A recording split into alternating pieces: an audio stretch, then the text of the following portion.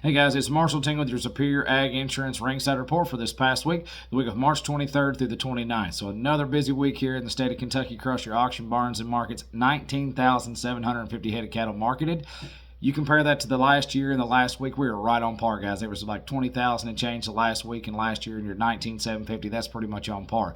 Now, what's changing? We are still gaining ground on this cash market. A lot of people are asking me, where's the ceiling? Where's this thing going to stop? I really can't tell you, but let's ride this thing out while we've got it. We are still gaining ground. Now, the state market reporter called them mixed, but mixed in a good way. So you're going to call some of your cattle going to be steady to $6 higher on your feeders. Some of these feeders are going to be $6 to sharply higher. So I still consider that pretty good. Now, what I did see this past week compared to the last few weeks, we did gain some big ground on your yearlings. We're going to call your yearling cattle steady to $10 higher. Some of them steady to $3 higher. That's that mixed deal. But when you see some of these prices on some of these 8 weights, they are covering ground. Now, not too many 8 weights traded this past week as compared to what we've been used to seeing, but those that did trade, traded quite nicely. So let's talk about these little lightweight cattle worth going in.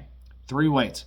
510 is the high there. We have finally caught up with them, guys. But again, the Midwest guys, they still keep gaining some ground on those. But I'll take 510 for Kentucky cattle all day long. Now, your 4-weight steers, we're going to call those $4 as an average. They topped off at $4.90. Your 5-weight steer cattle, $3.40 to $3.50 as an average there. They topped off at $4.11. Your 6-weight steers, $3.20 as an average. Ready for this? They topped off at $3.68. So that's a really good sign there as far as these cattle. For your cow-calf guys, if you're ones putting these things in as backgrounders, that's starting to be a whole lot of dollars adding up. But your cow-calf guy, he's pretty tickled to death right now. Now, let's talk about these yearling loads.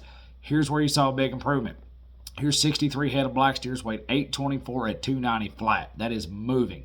That's getting you right there on par, and for the most part, above what your CME feeder cattle index was for the week. Now, here's another set of them. Here's 67 head of black steers, 832 at 293.90. Gained some big ground there. And then here's another set of them. 55 head of mixed. These are going to be mixed steers just to compare to 838 pounds on the average at 281 and a quarter. So that's still not too bad for a set of mixed steers compared to all those blacks. Now let's check out your CME feeder cattle index for the week. So Monday the 24th, CME was 287.25. Tuesday the 25th, 286.90. Wednesday the 26th, 287.62. Thursday the 27th, 286.76. And we closed out the week Friday the 28th at 291.50. So that's what's going on in your CME feeder cattle index. That's what's going on in your cash market here in the state of Kentucky. If you've got any questions about any of this information or you're interested in the LRP policy, there really is no better time than right now to invest in one of those. Feel free to reach out to the guys. Call Ian Thomas at 859-613-2453. Call Adam Shoemaker at 859-338-4116.